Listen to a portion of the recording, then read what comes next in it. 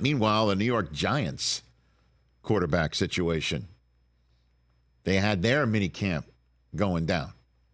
And they are purposefully leaving Daniel Jones out of team drills. They're purposefully sitting him down to say, let's get you back on the field when it's time for training camp. This was their head coach, Brian Daboll, about Daniel Jones's readiness coming back from a blown-out knee and a neck injury from last year. No, I think we'll keep him out of team drills, continue the rehab process. He's really right on point with where he needs to be. But in terms of the team, we'll keep him out here in the next few days and get him ready to go for training camp. With this expectation is that he'll be fully cleared for that training camp? So. Yeah, we'll see. I mean, he's rehabbing. He's right where he needs to be, and we'll give him another month here. But he's making progress.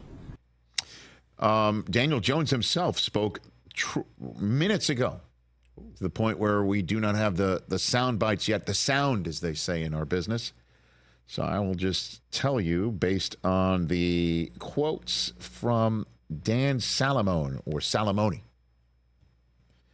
the senior managing editor of Giants.com. The Giants are reposting this into our Twitter feed, at Rich Eisen Show. Daniel Jones says the knee feels, quote, really good. He's feeling, quote, unquote, sharper and, quote, unquote, cleaner with his cuts. Full quote, I expect to be ready to go first day of training camp. So, the team that had J.J. McCarthy in their sights in the draft and passed him up from Malik Neighbors, who Daniel Jones called, quote, unquote, a tremendous weapon today. I think that's putting it lightly. He can do everything. Yep. Says Daniel Jones. Watched a few LSU games. And I guess they're just giving Daniel Jones one more bite at the Big Apple.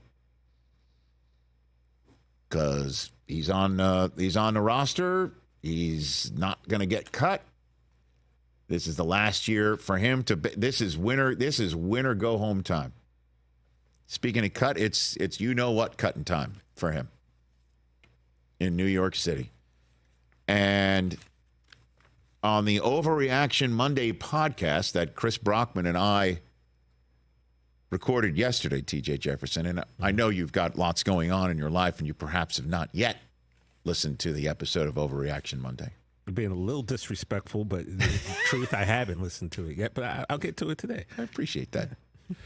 But I'm bringing up to you, for the purposes of this conversation, that the item that he threw out for bids on yesterday's pod that you can listen to, or all you podcasts are acquired. Was it a ping pong table? No, sir. He said that the Giants will not finish last place in the NFC East. Your thoughts on that subject matter? I mean, look, it's possible. I know for a fact who's not going to finish last for sure. So that leaves three other teams. That would be Dallas. You're not going to go there. And I don't think Philadelphia is a last-place team. Philly's a last-place team. So he's basically saying the Washington Commanders will have a troublesome first season. Sounds like to me. So with Dan Quinn at the helm with a rookie quarterback. All the Washington football team fans come after that guy. Put up the Giants' schedule, if you don't mind. I made Chris go through the win-loss game with the Giants I randomly yesterday. ended up playing win-loss game for the Giants yesterday. And what did you say they finished up? You had them getting 11 wins. I don't even remember. Something like that. I think I blacked out. You had 11 wins? 11 and 6. He did. And here's my reasoning. With as much as you are not a fan of Daniel Jones? Exactly. And I did say that while I was doing it. There are teams every single year we do not see coming. Facts. There are teams we're not even talking about in the offseason. There are teams that we fully on just expect to be terrible and have a top 5 pick. I think the Giants are one of those teams right now. We think the coach is on the hot seat. We think that, I'm just using the collective we think that Daniel Jones isn't very good and that they screwed up not taking McCarthy, right? I don't know about that. I don't think you could say that that's the collective we saying that. I think that's more than 50% of the media and fan bases think that. The collective we would, for their quarterback situation, I'm just throwing out McCarthy there because I'm biased because I know what the kid can do. Someone there at 6. Is that they or trade up. They were unable to affect a quarterback change that I think we and I'm using the royal one, believe they wanted to affect if they could.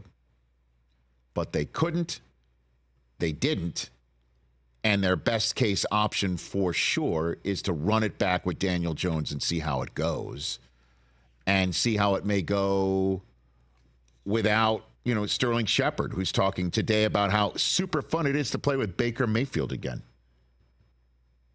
down there in Tampa. Darren Waller retired, although I'm sure a lot of Giants fans say he never really showed up for them anyway. Devin Singletary's talking about how he can be as great a weapon as Saquon. Like, a lot of things you're going to have to hit. But the one thing that I would say to you to sort of back your play a little bit here is Brian Burns is going to show everybody in the National Football League, because people now pay attention to New York Giants more than Carolina Panthers, with all due respect.